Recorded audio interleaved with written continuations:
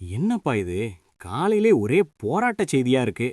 அரசு பஸ்ல தமிழ்நாடுங்கிற பேரையே காணோம்னு மக்கள் பஸ் முன்னாடி நின்னு போராட்டம் பண்றாங்க. என்ன சொல்ற? பஸ்ல தான் அரசு போக்குவரத்து கழகம்னு எழுதியிருக்கே. அப்புறம் என்ன? அதுதான் இல்ல.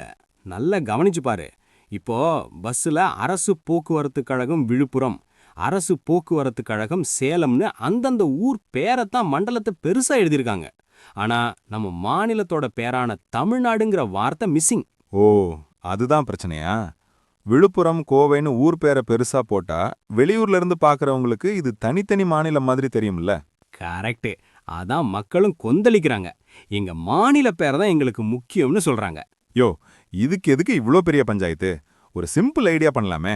இப்போ அந்த பஸ் முகப்புல பெருசா எழுதியிருக்கே விழுப்புரம் கும்பகோணம்னு, அந்த மண்டல பெயர்களை தூக்கிடணும். அப்புறம் அந்த காலி இடத்துல கம்பீரமா தமிழ்நாடுன்னு சேர்த்துட்டா போச்சு. தமிழ்நாடு அரசு போக்குவரத்து கழகம். கேட்கவே எவ்வளோ கெத்தா இருக்கு.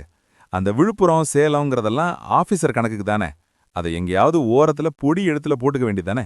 சூப்பர் ஐடியா மாப்ள. ஊரு பேரை சின்னதாக்கிட்டு தமிழ்நாடு பேரை பெருசாக்குனா பிரச்சனையும் தீந்துரும், மக்களோட உணர்வும் மதிக்கப்படும். இதை செய்யாம ஏன் குழப்பறாங்கன்னு தான் தெரியல. செய்வாங்க.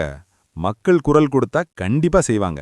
நமக்கு தேவை ஒரே தமிழ்நாடுங்கிற அடையாளம்தான். மண்டல பெயர் கணக்குக்கு இருந்தா போதும், நெத்தியில இருக்க தேவையில்லை. பேயர்ல என்ன இருக்குன்னு கேட்காதீங்க. அதுல தான் நம்ம அடையாளமே இருக்கு. இந்த ஐடியா உங்களுக்கு சரின்னு பட்டுச்சுன்னா மறக்காம ஒரு லைக் போடுங்க. இந்த விஷயம் அரசாங்கத்தோட கவனத்துக்கு போற வரைக்கும் எல்லோருக்கும் ஷேர் பண்ணுங்க. இதே மாதிரி சமூக விழிப்புணர்வு வீடியோக்களுக்கு நம்ம சேனலை சப்ஸ்கிரைப் பண்ணிக்கங்க.